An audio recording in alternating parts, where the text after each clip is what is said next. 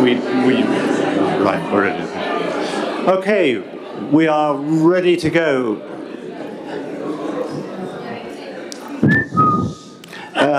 Thank you for coming to this session. The title is Disinformation, Censorship, and the Eternal Search for Truth. So just a small subject today.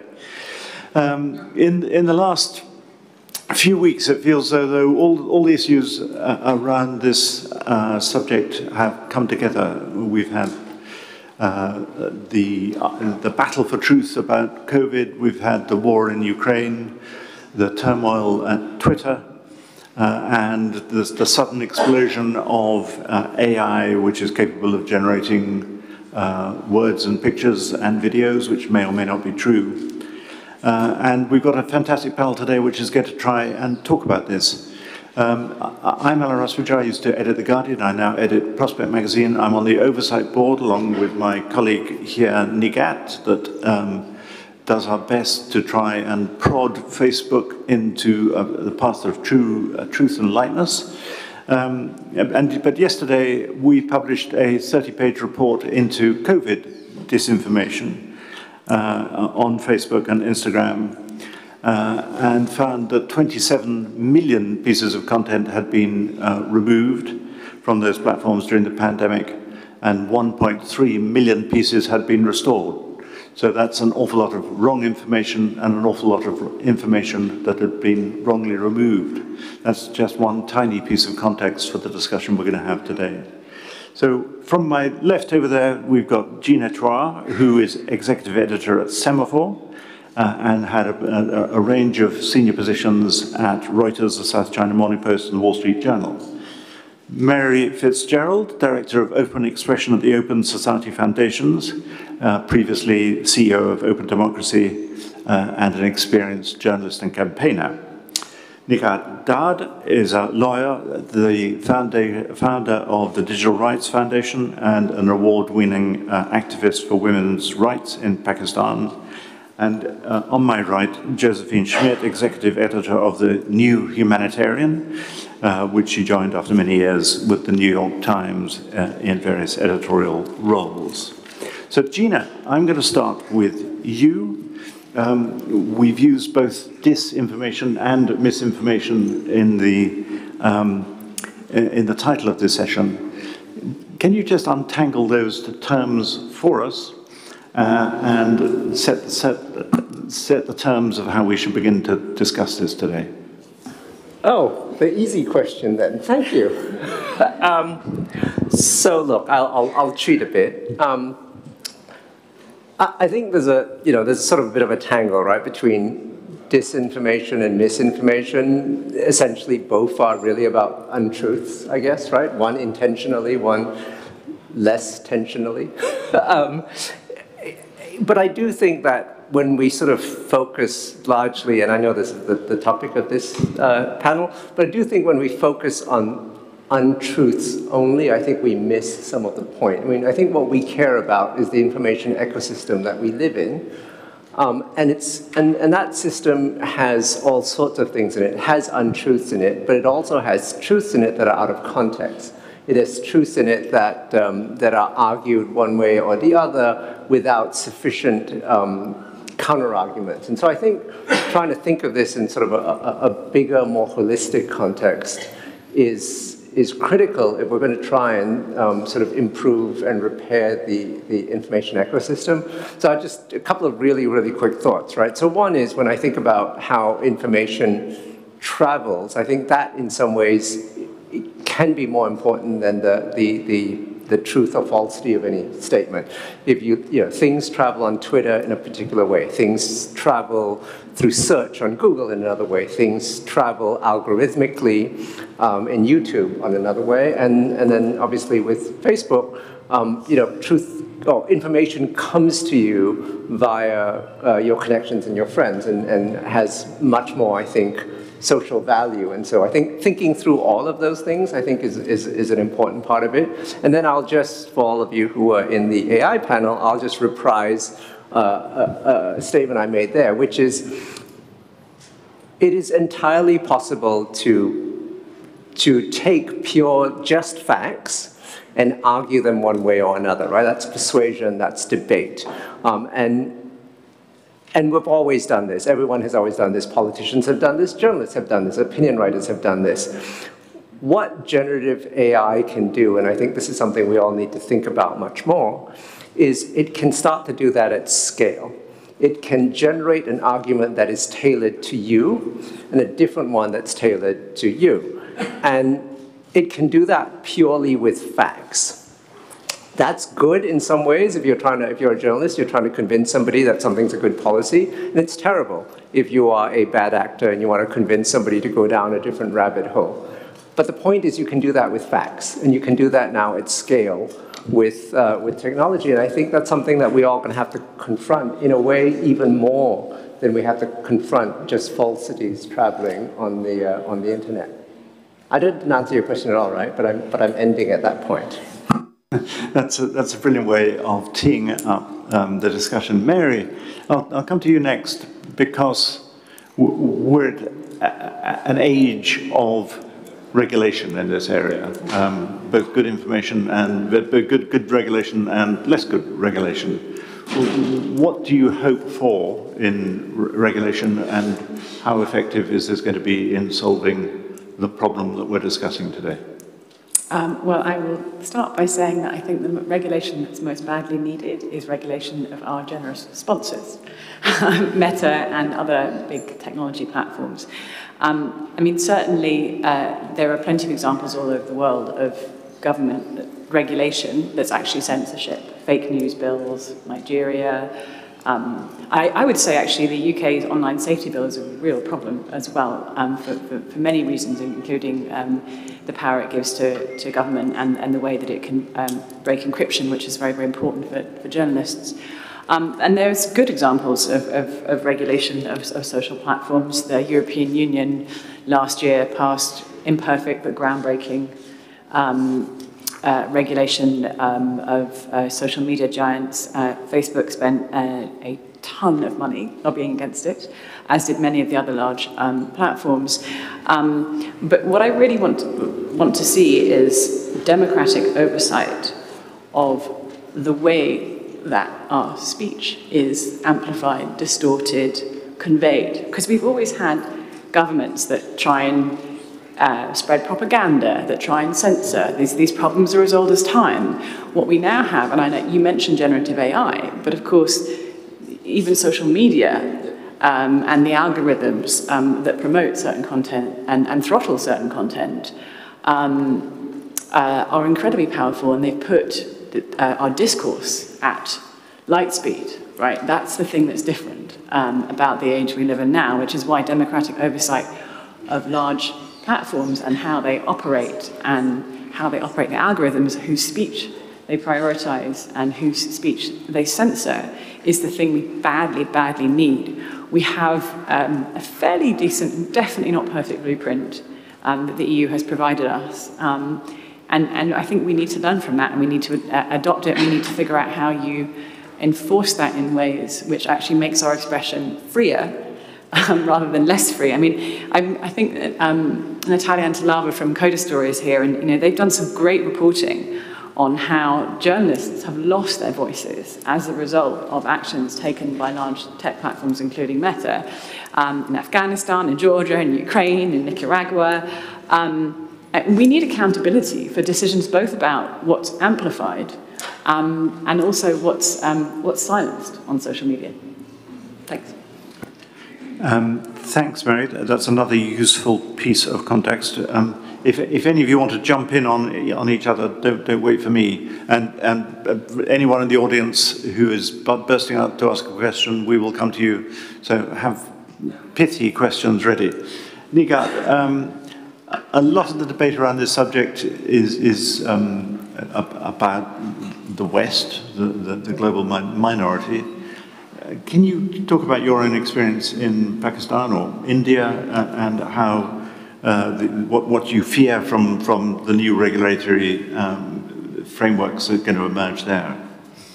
Yeah, I mean, before this whole conversation started around regulation, independent oversight or independent regulation, we already have seen the consequences of bad regulation in our countries. One piece of law, which was a very basic cybercrime law, was enacted in Pakistan in 2016. And it was enacted in the name of protecting users against online harms or protecting young women and girls.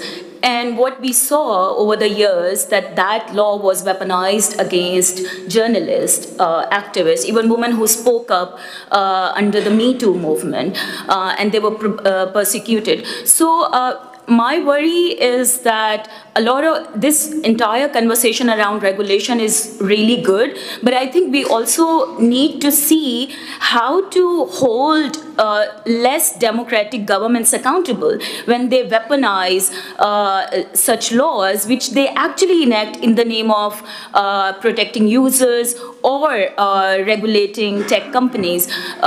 So that's one thing, but I also feel that there is a lot of conversation around tech companies. I think we need to have parallel conversations, independent oversight of tech companies, but also independent oversight of authoritarian regimes or less democratic governments, but also governments who actually pretend that they are biggest democracy in the world. I mean, just look at India. They just started working, the Indian government working on fact-checking bureau. There are other examples in other jurisdictions where, like, if you don't have transparency and independence and accountability, then how we can hold those powerful actors accountable as well. So I really want to have parallel conversations, not only about tech companies, but also governments that are mostly evil for people like us who are in those jurisdictions and contexts. Who does the fact-checking in these fact-checking organizations sponsored by the government or set up by the government? I absolutely have no idea. I mean, we have seen similar departments working in Pakistan, and there is so much noise, in the name of fact-checking that even when journalists try to fact-check, they are being silenced. So I don't know whether some of you can, you are a journalist, you can respond to that. Josephine, give us a view of this from your own experience editing the new Humanitarian, which I think its original origins grew out of a form of disinformation. Yes, that's right. We, the New Humanitarian, are here in large part because of atrocities that resulted from disinformation. We're a newsroom, independent newsroom, and we cover humanitarian crises around the world. So think war zones, think pandemics, think people displaced by climate change, hunger, political unrest. Our predecessor, Iran News, was founded by the UN in the wake of the Rwanda genocide. And it was founded in the belief that had there been better antidotes or checks on disinformation, and specifically on hate speech propaganda spread by Rwandan media and political parties, that the violence that killed more than 800,000 people in the space of a few months may have been reduced. The distribution platform back then was radio. It wasn't social media. But I think the rage that was incited then is not so far different from the rage that we find coming out of misinformation and censorship today, anywhere from Ethiopia, the Philippines, and the US. Now we're independent of the UN, rebranded as the New Humanitarian, but our goal remains very much the same, to use fact-based, on-the-ground, contextualized reporting as a tool to disarm disinformation and break through censorship around crises that have upended lives around the world. I can give a few examples. Give some examples. I can give you a few examples of the impacts we see every day in our reporting from disinformation and censorship. I mean, one very broad example is the rise of xenophobic closed-door on migration policies in Europe, North America, and elsewhere, which are fanned by really tired media narratives around hordes, dehumanized hordes who are descending to take away any sense of well-being, rather than around human beings who are looking for a place to send their kids to school and make dinner after they go to work. We reported recently on social media scams in Afghanistan sent to people who are desperate to leave a country that's imploding. Yeah, as humans, they know this is too good to be true, but they're desperate. We've seen similar things in Ukraine as well.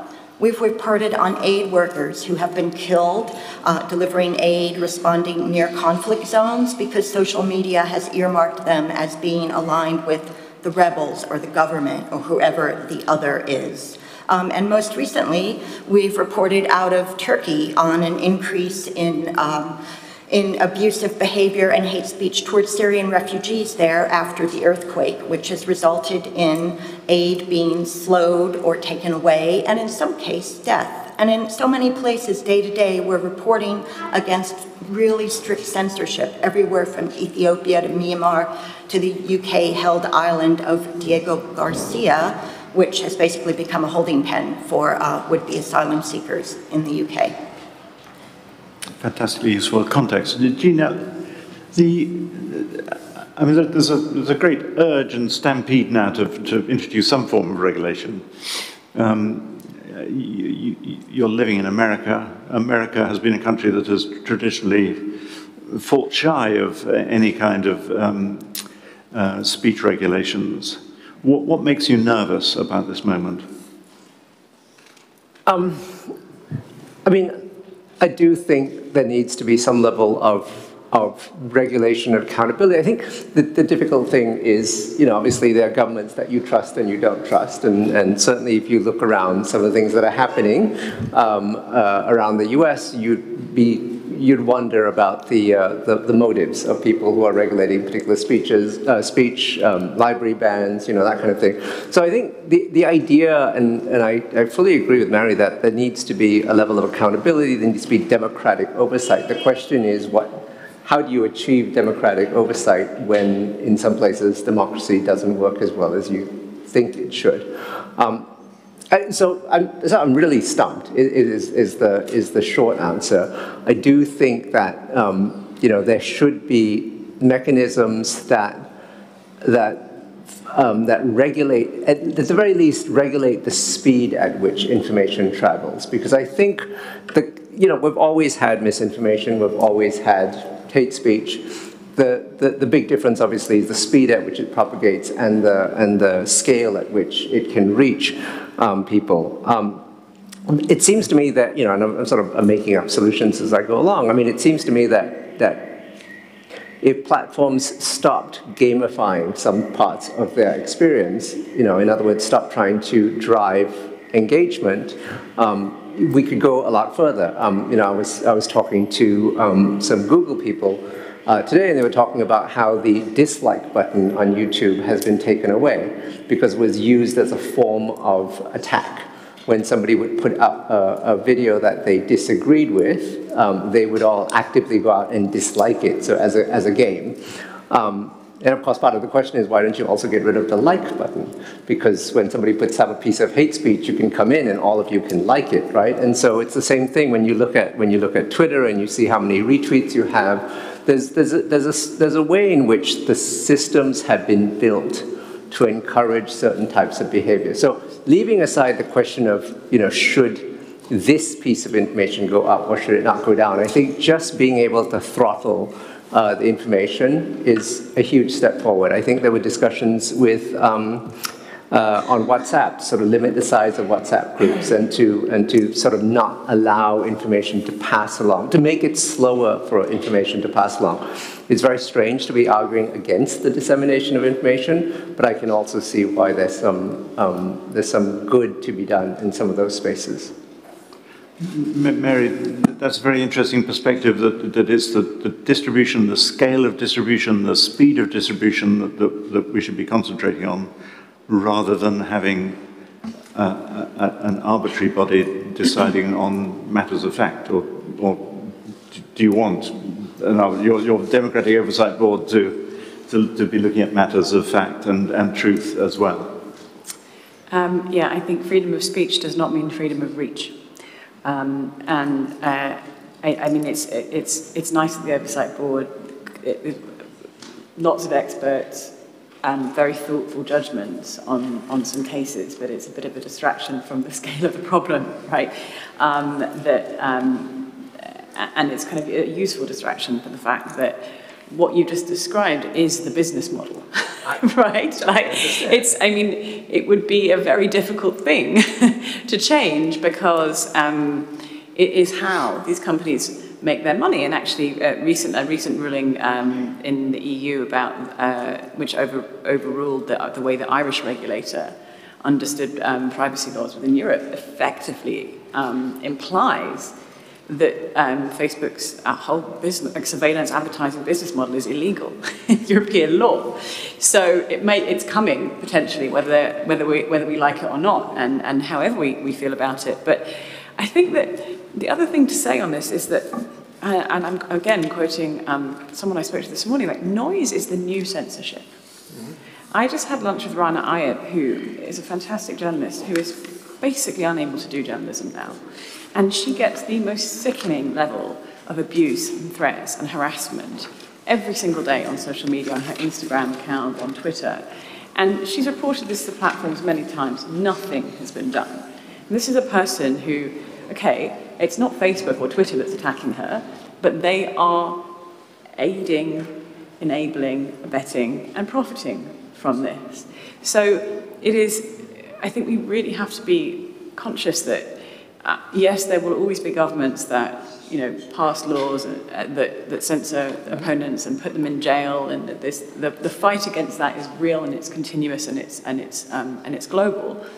But a lot of harm is being done by those actors, companies, entities that are aiding, abetting, enabling, and profiting from this, and they are actually creating a form of censorship.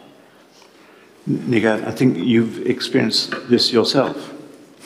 Yes, but every now and then. Tell us, but I mean, tell us. I mean, I know when we talked about this before, you absolutely recognise what Mary is talking about. Yeah, absolutely. As a I mean, technique. of course, what Rana you faces as a woman journalist, several Pakistani women journalists face the same.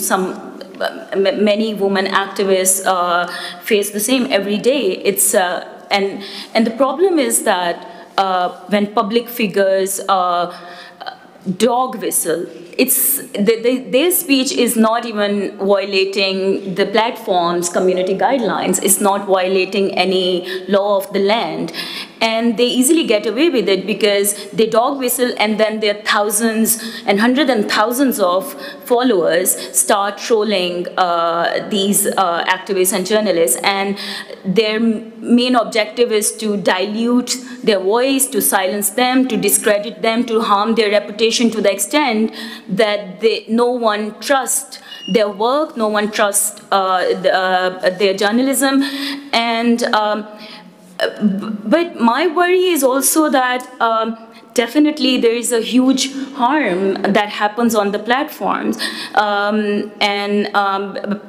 These tech giants have a huge role in terms of not dealing with that harm properly. But at the same time, I'm really worried about the governments who have so many tools for offline harm.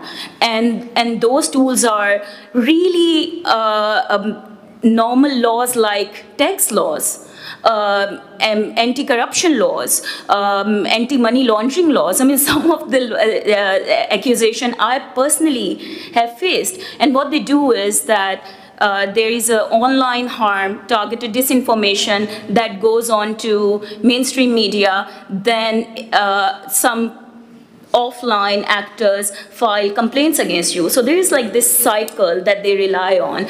And I feel that online platforms are part of this puzzle.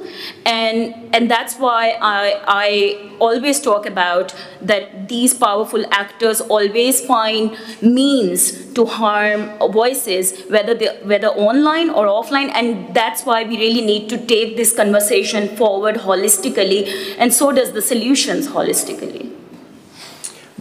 Josephine, I mean, we're obviously talking about the problems that social media cause, but I know a lot of people in the humanitarian and legal and human rights field also concentrate on the value of social media in recording bad things going on around the world.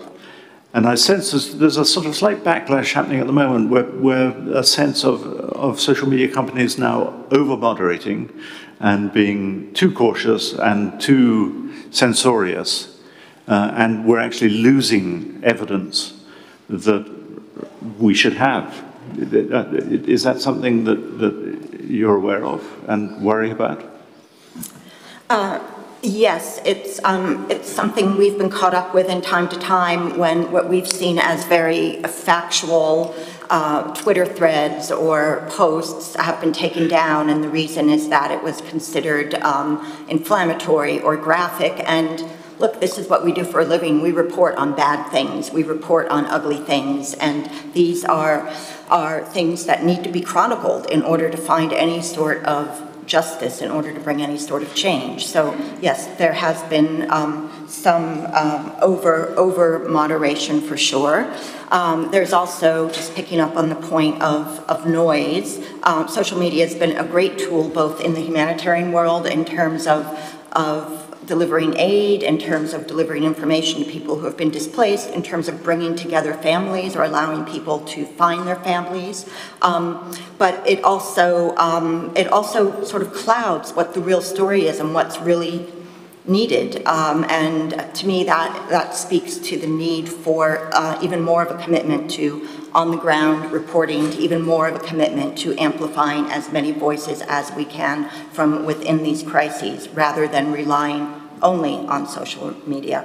That said, because of the great deal of censorship I mentioned earlier, social media allows us to report from places and with people we would never have physical access to. And that has been a great boon, and it has allowed us to tell stories that would have been hidden for months, if not years. Perhaps I can turn that back to you, Mary. I mean, it's a delicate balance, isn't it, between, as it were, punishing social media companies and putting in disincentives, or all these incentives that are so loaded against keeping content up that actually they're going to become engines of self-censorship. Yeah, and I mean, I think the really important part of the EU laws is that it's not about takedowns. It's about not promoting and amplifying. Like the approach is holistic. It's not saying you have to take down. It's not overly censorious in terms of what content needs to be taken down.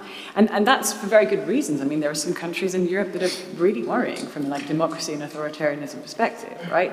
But it's about not amplifying lies. But well, you said that you were doubtful about the British model. Yeah, and I'm doubtful because that tends to sort of introduce penalties for individual directors if they feel that the companies are not doing what they should be doing. What I'm even more worried about, actually, when it comes to the online safety bill, is two things. First of all, the must carry provision, which is basically if you're a news publisher, right, and definition of what a news publisher is so wide that you could be Evgeny Prigozhin and you could, Putin's warlord, and you can set up your news service, right? And then if you're a news provider, you get extra protection while a complaint is investigated. So actually, and I'm terrified about this in the context of the UK election, where we had, one political party pretending to be a fact-checking service last time round. There's a certain amount of time where the content has to stay up if it's problematic, if it's untrue, whatever the issue is with it. So I think social media is not doing enough, but this law could actually make the problem worse. I think I'm worried about it from a political capture point of view because of the capture of the regulator that's supposed to enforce it, and I'm worried about it because many experts worry that it's going to allow encryption breaking, which is a real concern to journalists and human rights defenders for obvious reasons. So I'm not against the principle at all of holding these incredibly, vastly powerful companies to account and forcing them to be properly, to submit to proper democratic oversight. I just think this particular bill or law is getting it wrong in some very fundamental ways. But it is possible you can have freedom of expression protected while holding social media companies to account, that those two things can exist. And very often social media companies hide behind the whole free speech, freedom of expression argument, which I think is a distraction. It's a red herring. It's green. That's different. What did that happen? We can hear you. Oh, okay. Well, there you go. I mean, yeah, I do think sort of the notion of, some organization deciding which, whichever it's the regulator and so on, deciding which speech is allowed or not allowed, I think is somewhat problematic. I do think the idea of distribution and throttling distribution is a generally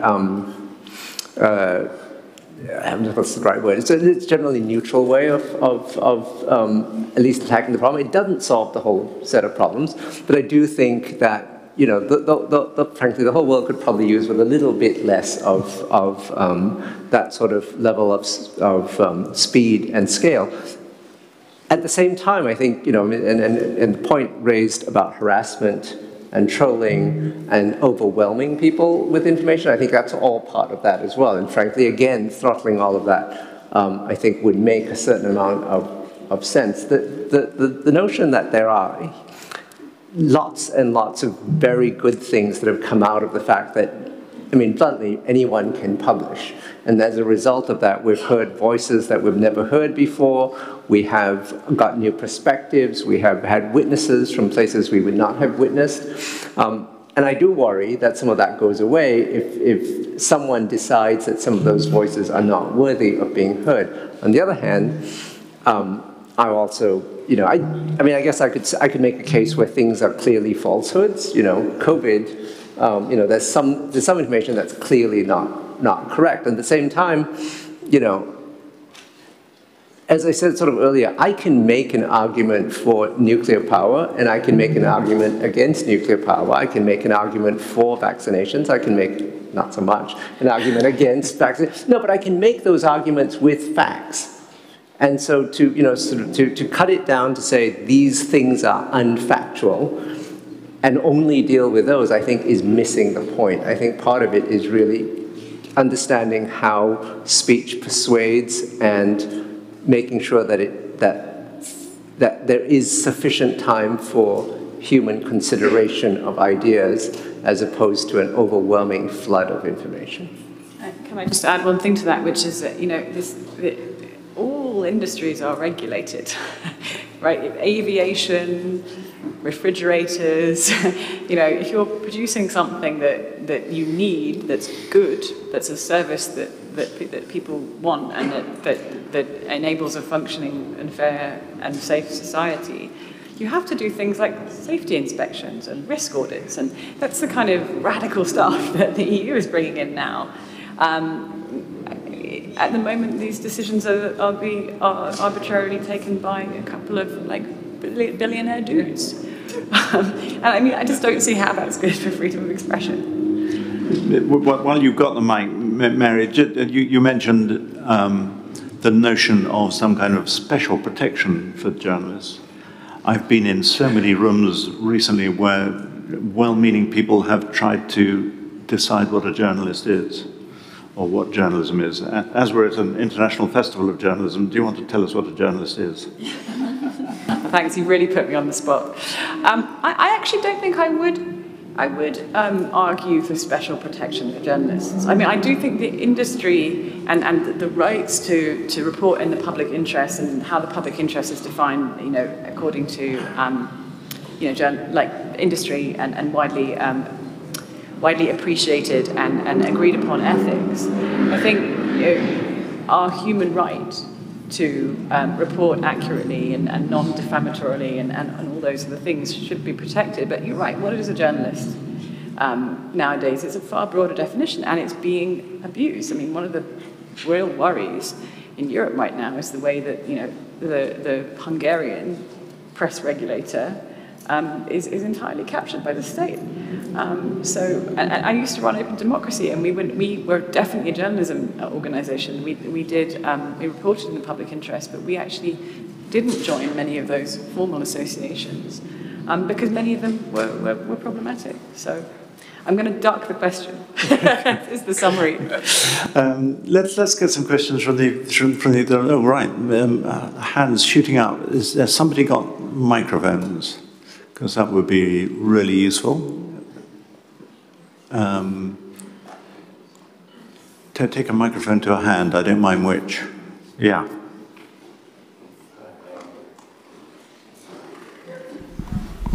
Oh, sorry. Paul Chung with the Center for Public Integrity in the US. 2 questions. When I think about disinformation, misinformation now, so much of it is actually a cross-border issue, right? From Asia, you know, to America, or from Spain to Latin America and vice versa. Do you see that we're really lacking in mobilizing an international effort in terms of mitigating this as an international issues? Because so much of the tactics we are talking about is very regional specific. So that's question 1. The other one, maybe more for Gina, is as we think about AI and ChatGPT, you know, sort of like basing, you know, the next era of sort of like search would be chat. Do you see this as a worry where you could see like a mass amount of assault of false information being pumped out so that people who use these AI software are suddenly being informed with false knowledge, and you can't really tell, right? Because you just assume like, oh, if an AI tell you something, you know, for the average audience, it might be true. So, I mean, I think the first point just about, you know, disinformation and false information is a cross-border problem. It is absolutely a cross-border. Luckily, if we talk about the people who are distributing it, they're cross-border companies. And so if we can solve the problem at that level of company, then we have gone a long way. And in some ways, that allows us to skip over some of the problematic government issues, because if we can build solutions, or at least some solutions that make sense, doesn't stop a government from adding either additional or subverting those solutions, but at least it sets a level set. So I do think actually that we are closer to a solution. Well, I'm not sure we're close to a solution, but we could be closer to a solution. In terms of generative AI and misinformation, I mean, look, I think it's clear that you can already create misinformation at scale. You just hire a bunch of people in Macedonia, and they do it, and they do it relatively cheaply. Can you do it even more cheaply? Yes. Can you do it faster? Yes. Will there be a lot more of it? Absolutely. I'm slightly, I mean, there are all sorts of other issues about how, you know, the chatbots have been presented to the world and how we think about them. As I said, I think the real thing that worries me about the advent of generative AI and information is the ability to tailor it. And that you cannot do at scale with a bunch of people in Macedonia. But if I know enough about you and I know what essentially your biases are and what kind of speech appeals to you, I can build a machine for each of you. And again, I don't need to misinform you. I can simply make an argument that works with facts that will convince you. And I think that that's a real place that we have to think about. Yeah, I mean, I think it's very important to mention the global nature of the problem. I completely agree with you, Gina. The solution is the global, they're global tech firms.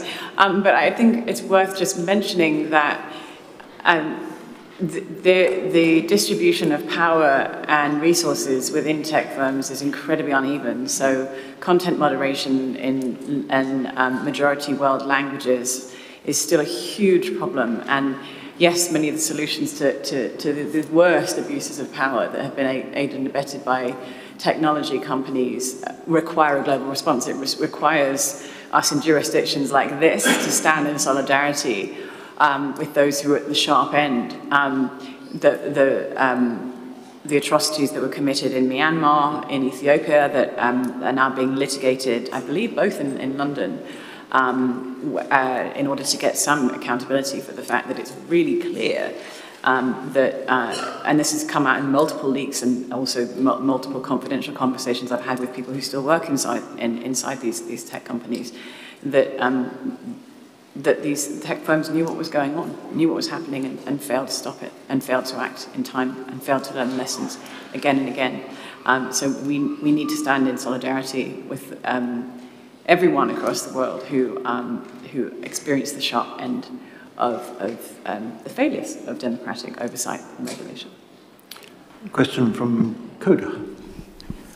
Natalia Antilova from Coda. I would like to address what feels to me like a bit of an elephant in the room. And my question is for Alan and for Nighat. There is a real urgency to solving the platform issue. It's a real existential crisis for everyone, for journalists. We all know, all of us in the room know that words matter. It was very glaring for me that the word meta is missing from the description of the Oversight Board. Last time I checked, it's called Meta Oversight Board.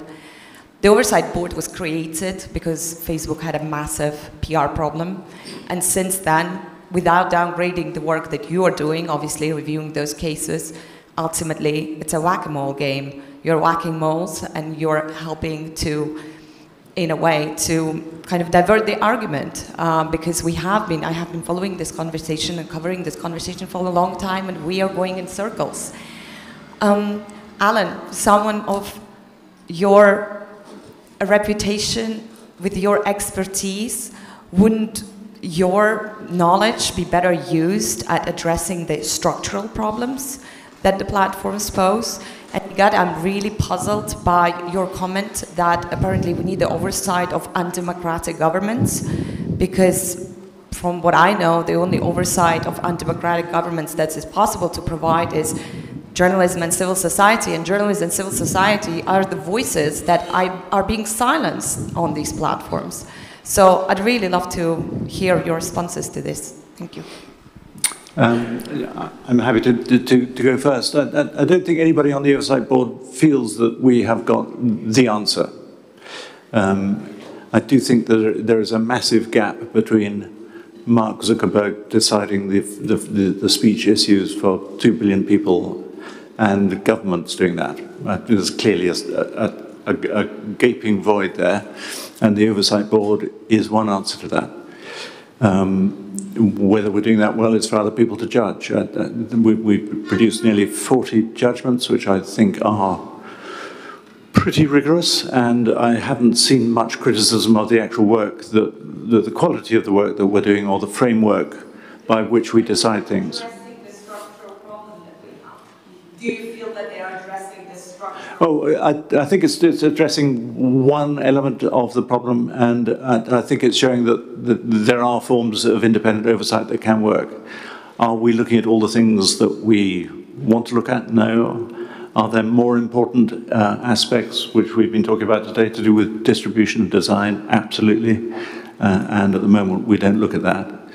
But I think it's a danger. I think personally it's a mistake to dismiss what we're doing because it's not solving all the problems. I can't see any body at the moment that solves all the problems, but I think the work that we're doing is valuable. But Nighat. Yeah, no, this is really not a competition of an oppression, but I feel the way civil society organizations and journalists have been silenced offline by governments are more problematic to me, because living in a country where we are not allowed to work as an NGO, while using while using regulations and laws that have nothing to do with the online. So I'm not I'm not really sure whether this responds to your question, but I'm really worried about, civil society actors not being able to work because what governments are doing to them. And that also translates into the online spaces as well. What I am trying to say is that we really need to address all these problems offline and online. How do you address autocratic governments and oversight? What do you mean by oversight of undemocratic governments? I mean, there is we have a body, international body like UN. Several autocratic governments, what I'm saying is that several autocratic governments are part of the UN body, right? But what we are seeing is that there is a push of global regulatory framework coming from that body as well. And these autocratic governments are part of that body, right? So autocratic governments or jurisdictions, we just take that conversation forward. Well, I think one of the things that we are opening a chink into is the relationship between governments and the platforms, and we are getting information out into the public domain about the number of times that governments go to these platforms with requests for takedowns, including in the UK. Mary. I was just going to ask how you feel about the fact that your good reputations and those of your colleagues on the Oversight Board are part of the PR offering of a company that is causing a lot of harm. And of course, it's not just causing harm, right? Of course, journalists, activists use social media and can broadcast the way they haven't before. But overall, I just mentioned 2 attempted genocides, right? So, and you're both, your reputations are good. You are both knowledgeable, thoughtful, powerful, influential people, and so many people on the Oversight Board. I mean, yes, I'm sure all those 40 cases are very well thought through, but can't you see what this is also about? Oh, yeah, I mean, there are 24, 20, 25, 26 members, it'll end up around about that number of the board, and we're all acutely aware of the problem. I mean, we're not stupid. We can see the danger, and I think the greatest weapon we have is to walk off it.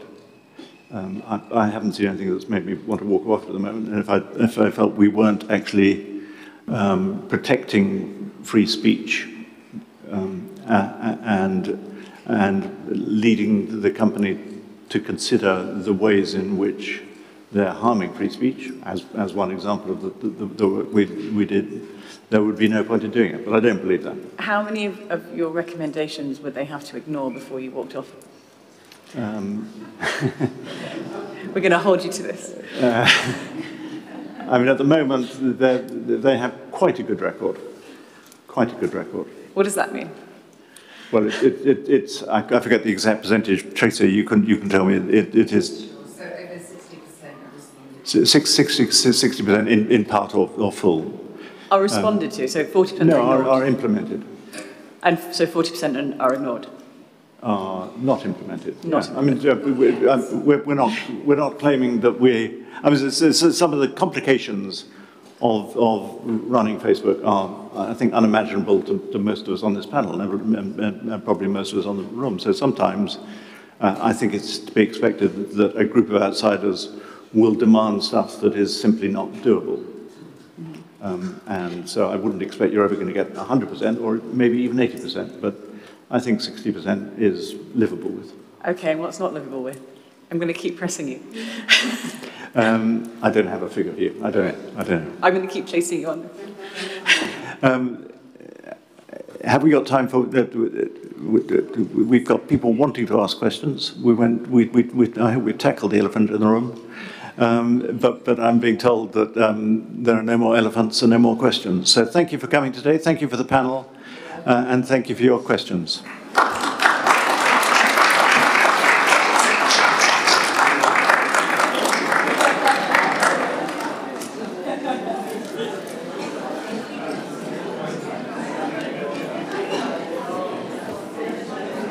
Thank you.